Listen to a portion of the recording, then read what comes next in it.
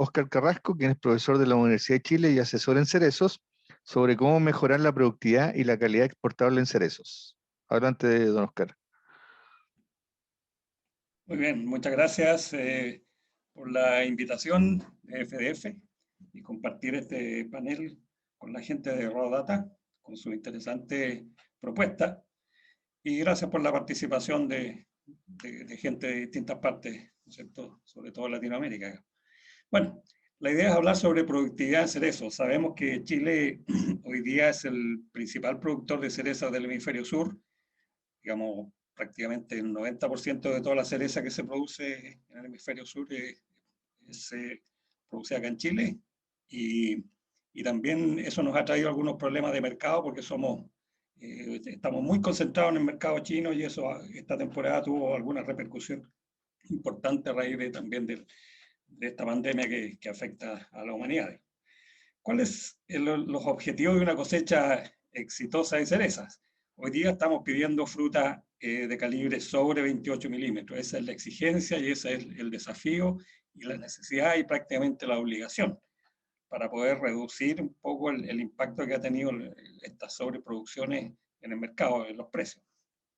Necesitamos frutas, además, con alto contenido de sólido soluble, ¿no es cierto?, de azúcar, idealmente sobre 18 grados Brix, y firmeza. Hoy día le estamos pidiendo más firmeza a nuestra cereza. Antes hablábamos de 70, 75 unidades de Urofel. Hoy día creo que tenemos que subir la puntería a sobre 80 unidades de Urofel, lo que no es muy fácil con algunas variedades. Y eso va a ir entonces enfocando el negocio también hacia adelante en cuanto a la genética de las variedades. Y necesitamos sobre 80% de embalaje con frutas de categoría 1 o hacia 1, es decir, necesitamos dar un salto gigante en calidad de fruta.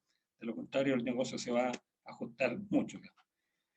Hoy día tenemos varios escenarios, digamos, y algo ya se ha discutido en las presentaciones anteriores. Digamos. Yo diría que las situaciones que estamos enfrentando son estructurales y no circunstanciales, como hablábamos al principio cuando vino todo este tema de la pandemia, digamos, la sobreoferta chilena. Eso ya no es circunstancial, es algo estructural de la industria. Tenemos un monomercado prácticamente que es Asia y particularmente China, unido a una sobreoferta y el ajuste naturalmente, y eso no hay por dónde escaparse, el ajuste va a ser vía precios. No podemos negar que más adelante podemos tener situaciones quizás de algunas bajas de producciones o algo que afecte, digamos, la oferta chilena y vuelvan a subir los precios, pero la tendencia a largo plazo es un ajuste vía precios a la baja. Eso hay que tenerlo muy en cuenta para los nuevos proyectos.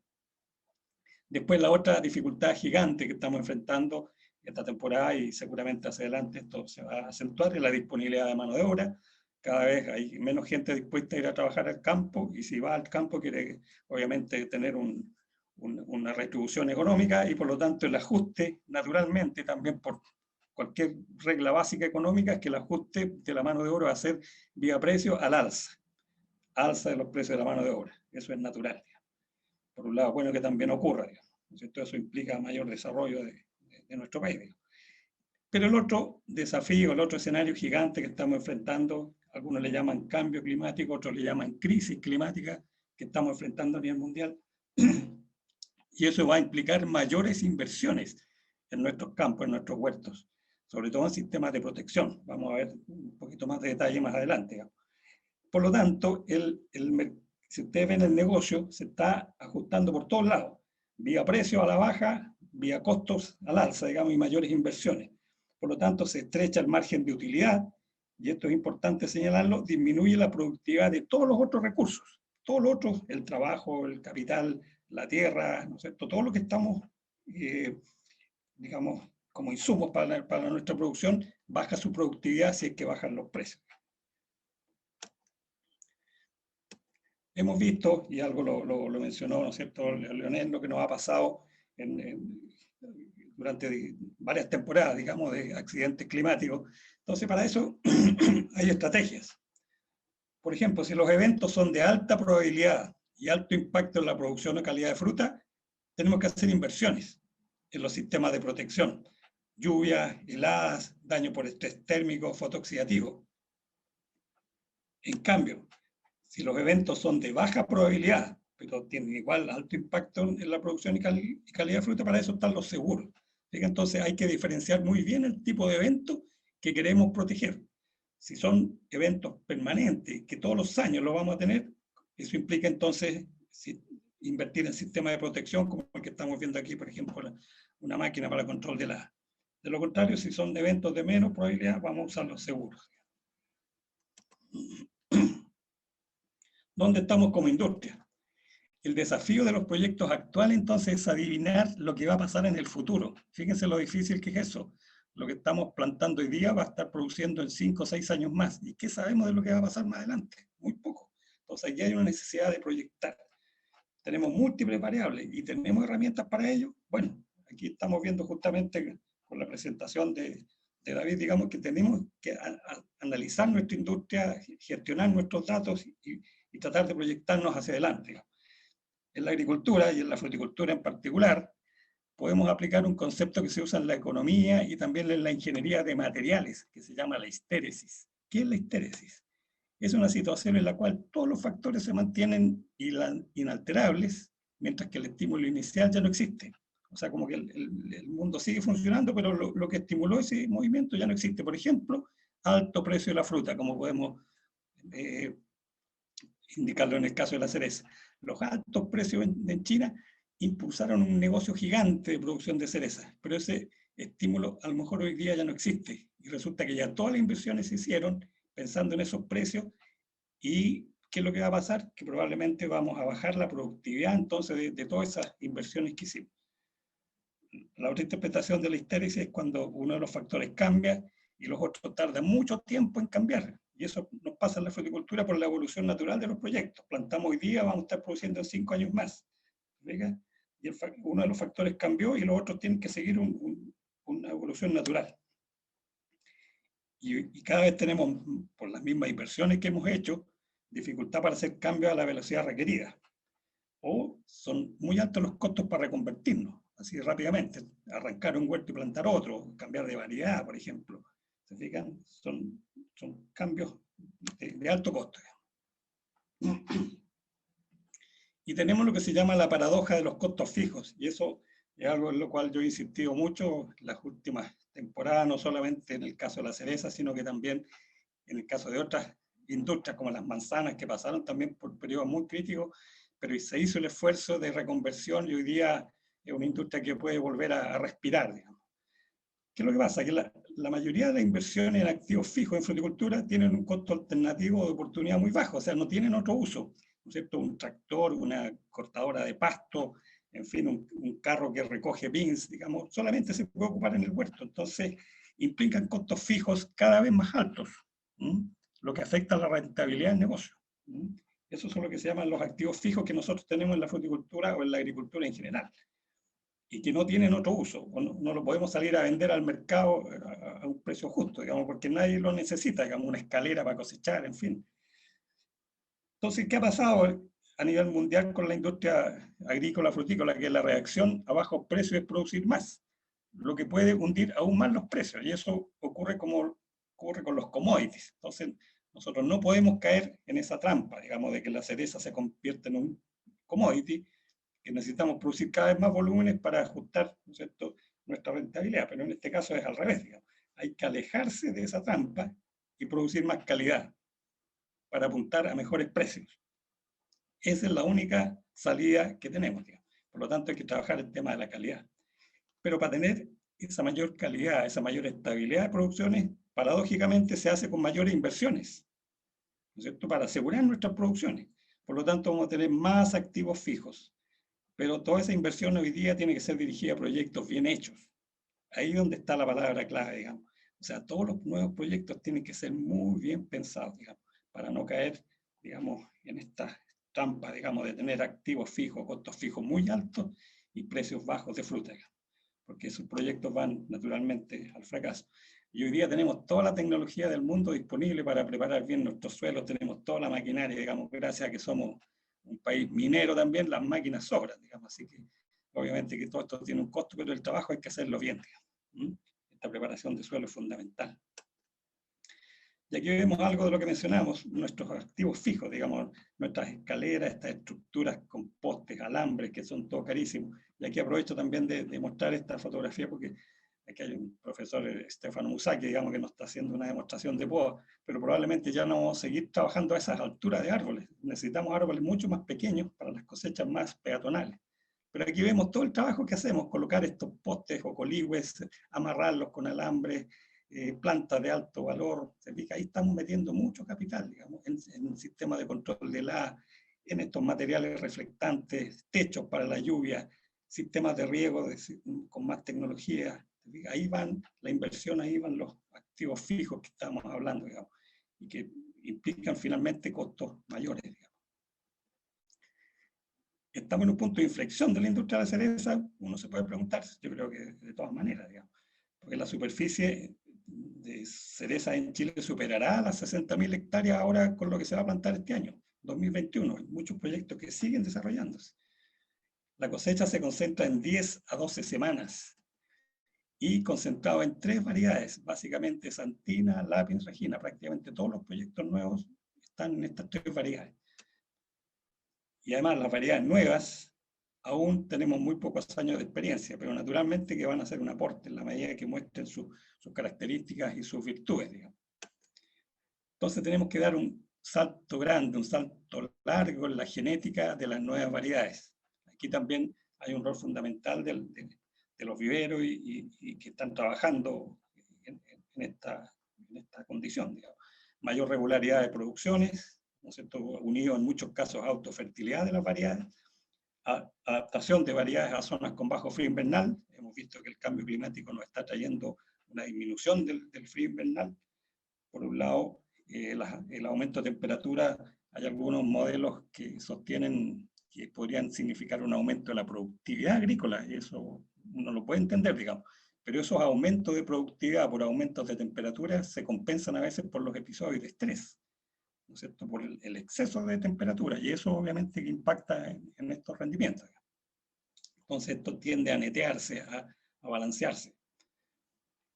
Necesitamos avance en tecnologías para suplir frío invernal y salir del receso, y en eso también muchas empresas están trabajando en reguladores de crecimiento o en sistemas para estimular la acumulación de frío en nuestras plantaciones, digamos, porque ese va a ser un problema serio, digamos, a menos que tengamos las variedades adecuadas para esa condición, o sea, la genética. Ahí donde yo doy, digamos, le doy mucho hincapié, digamos. Y todo lo que son tecnologías para mejorar tolerancia al estrés de verano, ya sea térmico y fotooxidativo, que son estructuras de techos, de mallas, ¿no es cierto?, cada vez de mejor calidad y que sean digamos, selectivas, que dejen pasar algún tipo de radiación y otros no, digamos, para proteger nuestros cultivos. Y también en sistemas de formación que permitan cosechas más peatonales o semi-peatonales, digamos. Tenemos que olvidarnos de esto, digamos, estos árboles gigantes, ¿no es cierto?, de 4 metros de altura, que son algunos huertos tradicionales que todavía existen en nuestro país, labores como por ejemplo raleo de flores, estos excesos de carga, eso ya es insostenible para el negocio del futuro, digamos, y futuro estamos hablando a partir de esta temporada. Estas escaleras, digamos, con esa gente cosechando sobre 2 metros de altura, ¿no es cierto?, eso ya incluso la legislación laboral lo prohíbe. Yo puse esta foto justo que es del año 2007, que fue el primer año de una cosecha bastante considerable que tuvimos en Chile, que fue el primer aviso de producciones altas, porque incluso la capacidad de proceso, de packing de esa temporada estuvo bastante limitada o restringido. ¿Cuáles han sido los principales defectos de la fruta en el mercado? Fruta blanda, eso yo diría que en primer lugar.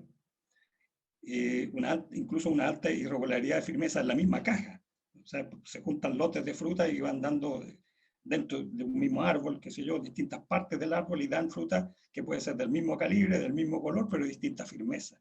Y eso produce entonces esta irregularidad. Pitting, calibre irregular, sin pedicelo, pedicelo deshidratado, deficiente color de pulpa.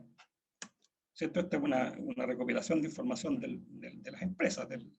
¿Cierto? Esto es bastante conocido, digamos, cuáles son normalmente los defectos.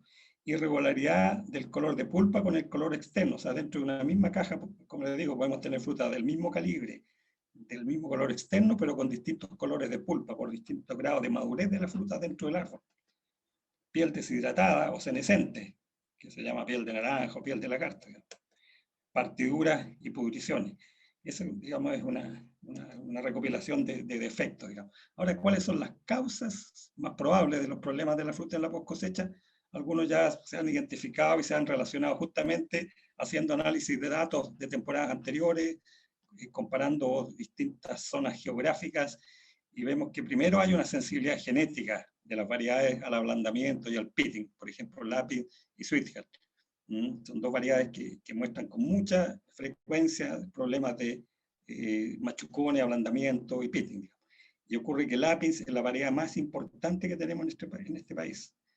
Alrededor de un 40% de la fruta que se exportó este año es lápiz, y eso probablemente pueda seguir creciendo. Por lo tanto, estamos metidos ahí ahí podemos decir, en un zapato chino de verdad. Digamos. Exceso de humedad de suelo, sobre todo al inicio de las temporadas, ¿no?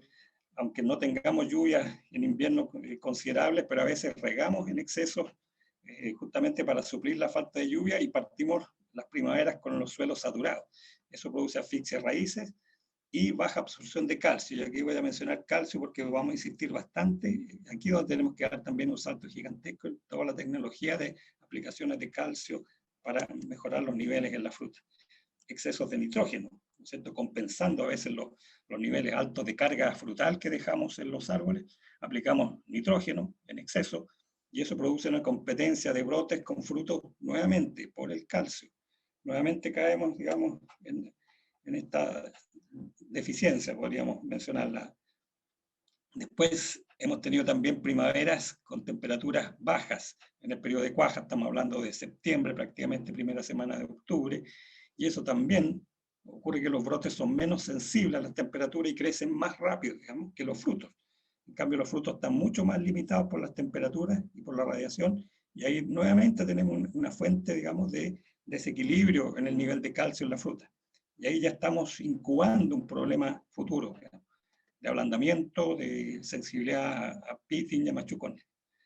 Falta de iluminación en la parte interna del árbol, por exceso de vigor, y nuevamente eso provoca a la larga un déficit de calcio.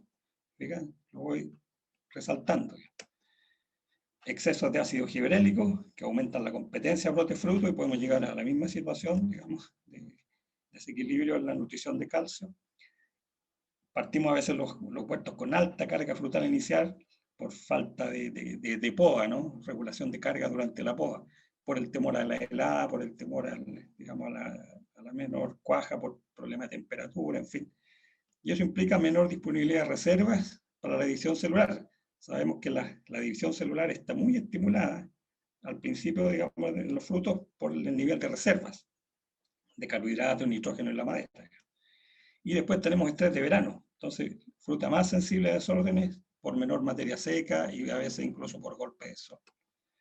Sobrecarga de fruta del año anterior. Eso también nos pasa la cuenta cuando tenemos huertos con altas producciones y terminan en el verano con veranos estresantes y con menor nivel de reservas para la siguiente temporada. Y después termina, digamos, de acumularse problemas con la falta de frío invernal. Y eso también nos provoca menor potencial de división celular en los frutos por bajos niveles de reserva, debido a la falta de frío. ¿No es cierto? Las reservas se consumen durante el invierno cuando el árbol no está en un receso profundo. Y vemos defectos que ya vienen desde el huerto, digamos, desde el árbol. En algunos casos este año vimos la aparición de varios de estos desórdenes ligados a virosis, y que después se manifiestan de manera muy grotesca, digamos, en la cosecha, digamos. Y esto sumado a otros problemas de ablandamiento, de machucón, de pitting. Por cosechas también mal realizadas, cuando tenemos sobreproducción, falta de mano de obra. Entonces todos esos problemas se van acumulando, digamos. Ocurre que nosotros podemos distinguir claramente los huertos que son más competitivos de otros. Por ejemplo, un huerto que embala un 50% en la fruta objetivo, dijimos que la fruta objetivo es sobre 28 milímetros, y a ella le vamos a asignar todos los costos, porque esa es nuestra fruta, esa es la que queremos producir, y queremos saber cuánto nos cuesta eso, producir fruta sobre 28 milímetros. Resulta que si embalamos un 50%, ya estamos en costos de $3. Costo de producción, costo directo de producción. Pero si embalamos un 80%, ya estamos bajo los $2, que es lo que estamos buscando, ¿cierto? Entre $1.50, $2 de costo de producción de la fruta objetivo. Y eso nos permite ver también que hay productores o partes de nuestro huerto, cuarteles, ¿no es cierto?, que pueden tener distintos niveles de productividad y finalmente rentabilidad. Por ejemplo, un productor 1 que embala un 80% nos da un costo de $1,87 por kilo. Esto es con esas condiciones, 12.000 kilos, esto es una variedad lápiz, enviado a packing, con un costo directo, Aquí no estamos metiendo todos los costos fijos que hablábamos al principio, digamos. Así que podríamos llegar a lo mejor a los 18 o 20 mil dólares de costo total, digamos, por hectárea. Y embalado un 80%, es decir, 9.600 kilos por hectárea. Llegamos entonces, si embalamos fruta sobre 28 milímetros, un 80%, nuestro costo es 1,87. Un productor 2 o un cuartel 2, que se yo, embala un 70%, ya nos sube a 2,14. Y si embalamos un 60%, nuestro costo ya se dispara a $2.50. Entonces, la competitividad está dada fundamentalmente por la capacidad nuestra de producir fruta de esos calibres. Y obviamente sin los defectos que mencionamos ya. Entonces hoy día estamos embarcados en lo que hablábamos de invertir en estos huertos y de partida en los sistemas de protección contra lluvia, contra helada, y esto se está masificando y es entendible, ¿no es cierto?, porque tenemos que asegurar nuestras producciones, digamos. Pero tenemos que hacerlo con buenas variedades, digamos. Si las variedades son irregulares, las variedades no están adaptadas a la zona en particular, estamos, digamos, metiéndole costos adicionales que la fruta no va a pagar. Y aquí estamos viendo los postes, alambres, estamos metiendo techos plásticos de alta inversión y probablemente la variedad no lo justifique. Si es una variedad mala, una variedad que cuaja poco, que se parte, que se ablanda, ¿se fija? Entonces estamos utilizando mal nuestros recursos, digamos.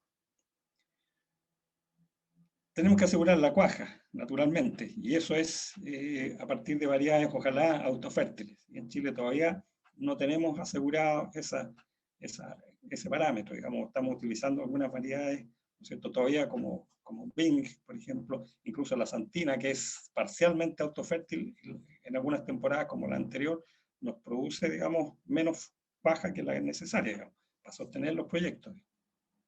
Y eso viene dado ya del verano anterior, ¿no es cierto? Si hemos tenido estrés, vamos a tener menos formación de primordios florales.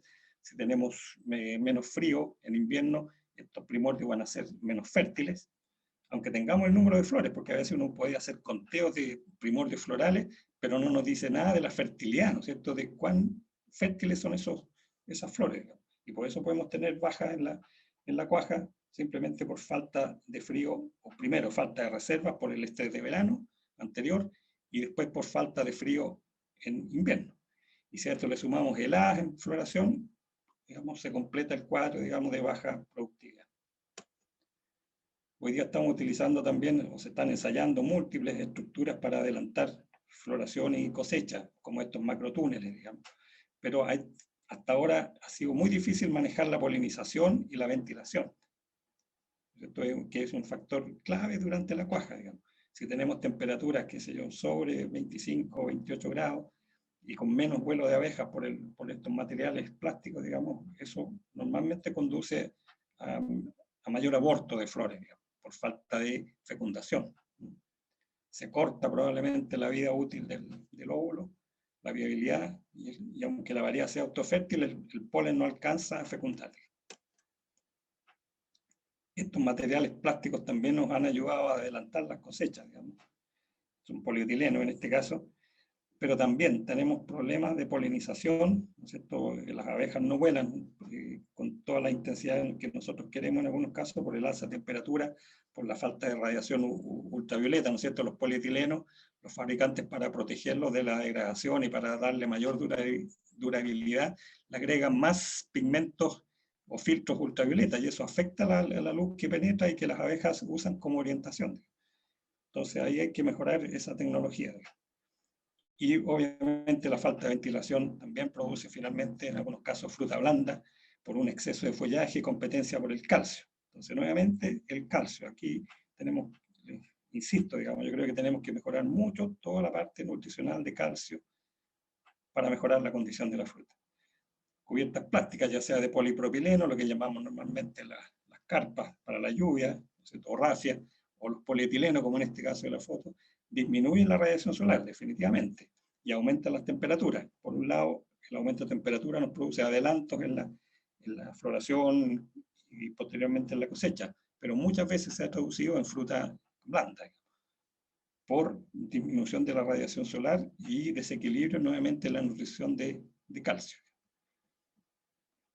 Entonces probablemente vamos a tener que reducir el vigor de estos huertos bajo techos a través del uso de menos dosis de nitrógeno, el uso de algunos reguladores de crecimiento como proexación de calcio y podas en pre y post cosecha, y mejorar la nutrición de calcio. Por ejemplo, se ha demostrado que este tipo de materiales, ya sea la rafia de polipropileno o el polietileno, bajan la radiación entre un 30 y hasta un 50%, la radiación solar directa. Eso es lo que produce estos materiales.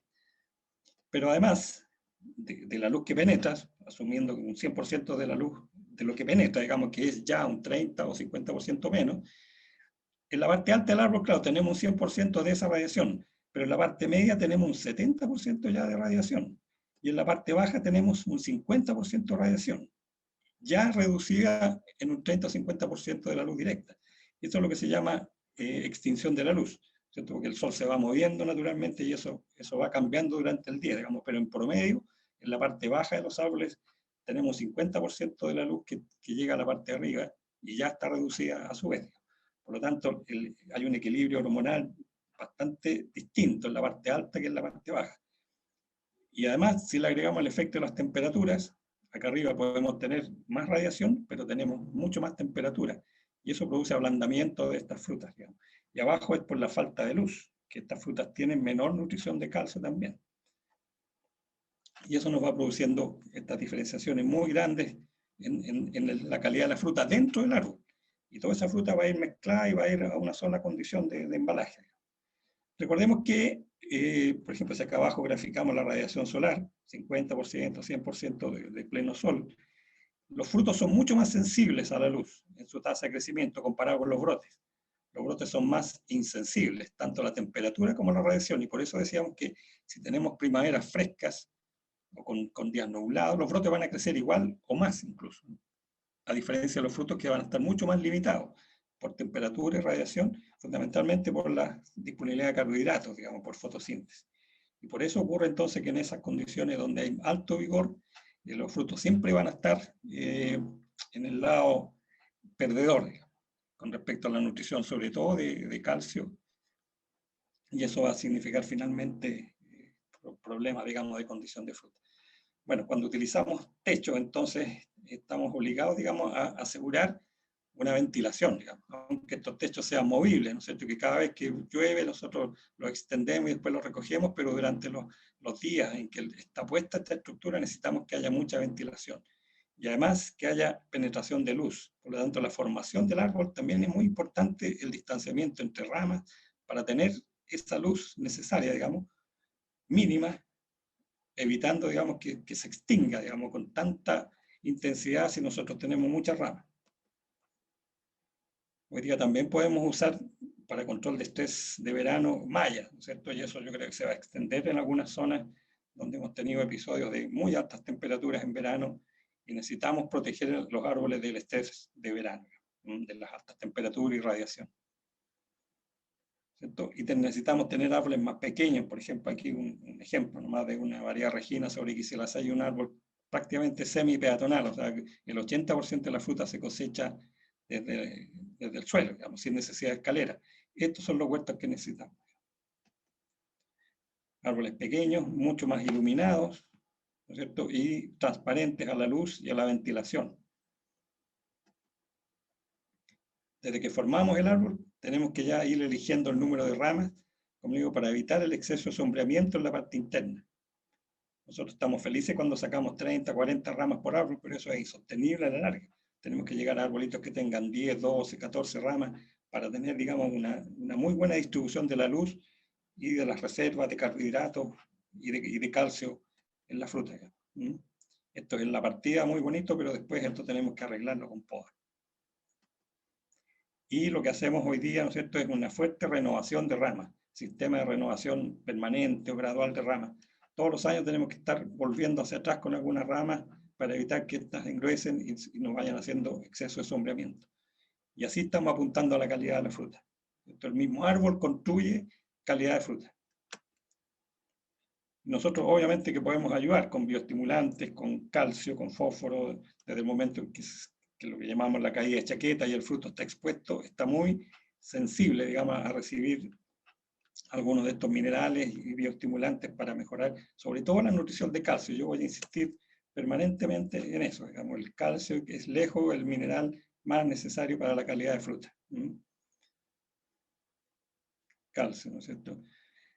Porque el flujo desde las raíces comienza cuando hay transpiración, ¿cierto? Entonces nosotros podemos aplicar calcio al suelo, pero ese calcio no se va a aprovechar sino hasta que haya una corriente transpiratoria. Y después este flujo se mantiene activo prácticamente hasta la cosecha, pero cada vez más limitado, ¿no es cierto? Porque el xilema va perdiendo conductividad hidráulica, cada vez entra menos agua y menos nutrientes, por lo tanto el flujo de calcio va disminuyendo. Y por eso es que es tan importante en esta etapa inicial meter una cantidad grande de calcio. Ese es un estado muy efectivo para meter calcio y algunos otros reguladores de crecimiento, citoquininas, por ejemplo, gibrelinas, en fin, que son capaces también de atraer calcio. Bueno, hoy día tenemos una disponibilidad enorme de portainjertos, pero no todos son aptos, digamos, para todas las variedades. Puse el Gisela T nada más que como referencia, prácticamente nosotros no lo conocemos, en Europa sí se usa, digamos, pero estamos trabajando básicamente en este rango entre Colt, Magma 60, los Gisela y en el sur Gisela 5, digamos. Resulta que necesitamos regular la carga y la intensidad, digamos, a través de la intensidad de la poda, por la luminosidad. Naturalmente que en estos portainjertos vigorosos es donde más necesitamos meter luz por el tema del calcio y por la inducción de yemas florales. En cambio, estos arbolitos más pequeños tienen la luz en forma natural, digamos. Tenemos que asegurarnos, ¿cierto?, la renovación de ramas para mantener la fertilidad de la madera. Pero la intensidad de luz, o sea, de poda es menor en estos portainjertos. Y al revés, digamos, la intensidad de poda invernal es cada vez mayor en estos portainjertos más pequeños, digamos, sobre todo como regulación de carga. La poda invernal en este caso es regulación de carga. Y es naturalmente mucho más intensa en estos portainjertos debilitantes.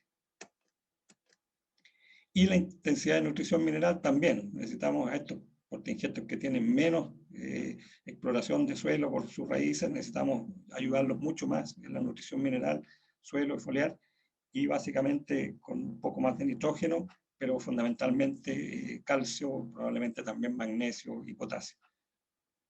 Así que tenemos desafíos grandes, pero creo que el camino está más o menos claro. Lo que pasa es que tenemos que hacer las cosas, digamos.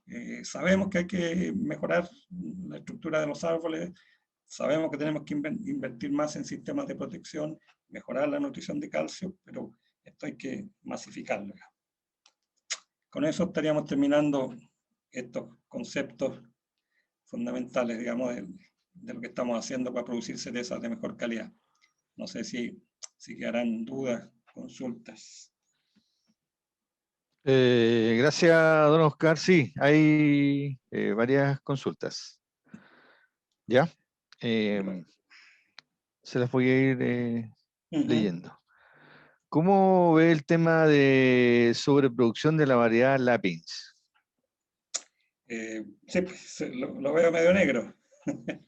Yo creo que ahí es donde hay que hacer más ajustes de carga. Tenemos que hacer podas mucho más intensas para tener seguridad de mejores calibres y mejorar la nutrición, como digo, fundamentalmente mucho más calcio, porque además de tratar de diferir cosechas, digamos, ya sea adelantar algunos sectores de nuestro huerto, atrasar otros sectores para evitar concentrar la cosecha en tan pocas semanas, digamos.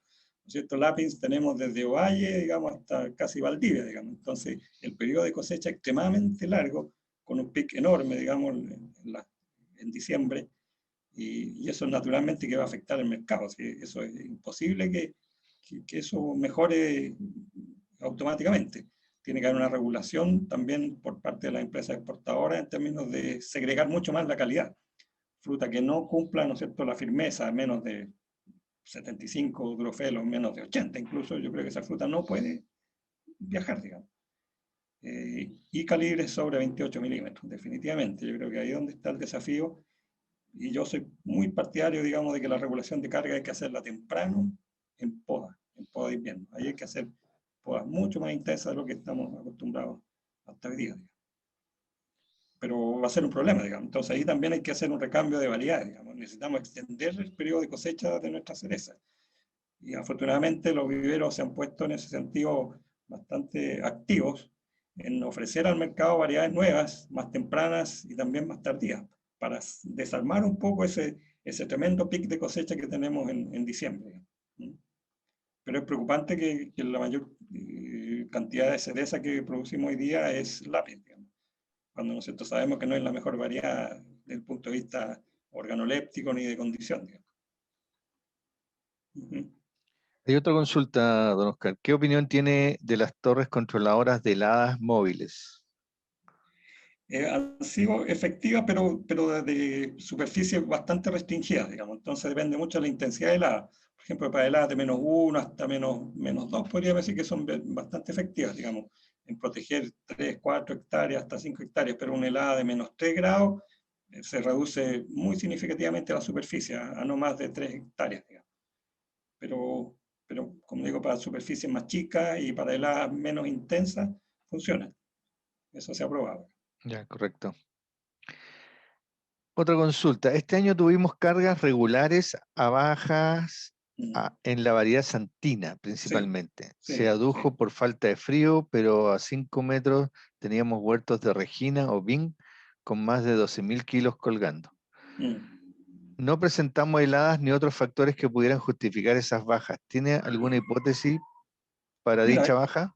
Sí, hay varias hipótesis, lo hemos conversado ahí con grupos de colegas y asesores, digamos, y esa variedad, como les digo, es parcialmente autofértil. Nosotros la tenemos catalogada y está catalogada como autofértil, pero esa fertilidad cambia mucho con la acumulación, primero por la acumulación de frío y después por las temperaturas durante floración. Entonces, en las zonas donde las temperaturas durante la floración son en los dos extremos, temperaturas bajas, por ejemplo, bajo 5 grados, y temperaturas sobre 25 grados, se reduce mucho lo que se llama el periodo efectivo de polinización, ya sea porque el polen, la tasa de crecimiento del polen es más baja, o la tasa de senescencia del óvulo es muy alta. Entonces no se cruzan, digamos, entre el polen y el óvulo. Y por eso que es tan necesario para mí esa variedad colocarla mezclada con otras variedades, digamos, que puede ser con la misma lápiz o con otras, digamos, para que haya polinización cruzada. Y con abejas, y incluso con aplicaciones reguladoras de crecimiento que nos permitan asegurar más cuaja. Pero es una variedad muy sensible, digamos, a las temperaturas en floración. Efectivamente, claro, tuvimos el frío suficiente para cuajar Regina y otras variedades, pero en este caso, como digo, es muy sensible a las temperaturas. Bajo 5 grados, es parecido a la cordia en ese sentido, digamos, temperaturas bajo 5 grados durante la floración, o días nublados, o temperaturas sobre 25 grados, reducen el periodo efectivo de polinización.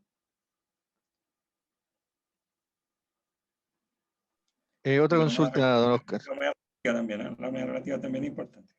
Sí. Ya. ¿Uso de etileno para retrasar floración?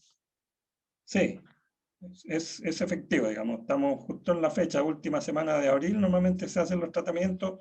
Hay experiencia, digamos, productos comerciales, digamos, que se aplican en dosis de 2 litros por hectárea, logran retrasar floración en alrededor de 5 días aproximadamente, digamos. Pero hay que tener cuidado porque huertos que han sido afectados por enfermedades de la madera, ya sea plateado, pseudomonas, son bastante golpeados por el etileno, digamos, y induce, porque es una hormona, ¿no es cierto?, la senescencia, y estos huertos se debilitan más todavía, digamos. Huertos que están en suelos pobres o que están atacados por estas enfermedades, yo, digamos, me abstendría, digamos, de aplicar en esos sectores. Pero es efectivo como tratamiento para retrasar floración. La cosecha no se retrasa prácticamente, ahí hay que hacer otros tratamientos adicionales para retrasar cosecha, pero por lo menos para la floración es efectiva. Ya, correcto. Otra consulta, ¿cuándo empiezan con la aplicación de calcio foliar y cuándo en el suelo? Mira, el calcio uno lo puede aplicar por las dificultades que a veces hay con los sistemas de riego que no están en operación a salidas de invierno. Eh, Igual se pueden aplicar, eh, digamos, antes de floración, digamos, pero hay dificultades operacionales muchas veces porque los sistemas, como digo, de riego no están operativos, porque no hay agua en los canales, pero si uno tiene agua de pozo, uno podría hacer la aplicación de calcio antes de floración en estado de puntas verdes, botón, porque el calcio no se va a mover, digamos. La cosa es localizarlo temprano, de tal manera que cuando comience el flujo transpiratorio, la planta ya tenga el calcio disponible en el suelo. Porque si uno empieza a aplicarlo más tarde, ya empieza la competencia con otros minerales, digamos, sobre todo con los amonios que ya se empiezan a liberar en el suelo. Entonces la idea es aplicar temprano. Entre puntas verdes y floración, yo diría que es un buen periodo para aplicar calcio si es que uno tiene el riego operativo. Y si no, hay que esperar nomás que cuando se inicien los riegos, pero ya hemos perdido una oportunidad. Y foliar, yo soy partidario de aplicarlo una vez que el fruto ya está visible, digamos, desde caída de chaqueta. Porque antes el calcio es prácticamente inmóvil, ¿no es cierto?, cuando uno lo aplica vía foliar. Entonces, si estamos todavía en periodo de floración o antes, punta verde va a llegar solamente a órganos que no son el fruto, digamos. A pesar de que ¿no es cierto?, se recomiendan aplicaciones de puntas verdes, pero yo creo que no son efectivas, digamos, como va a mejorar la nutrición de calcio.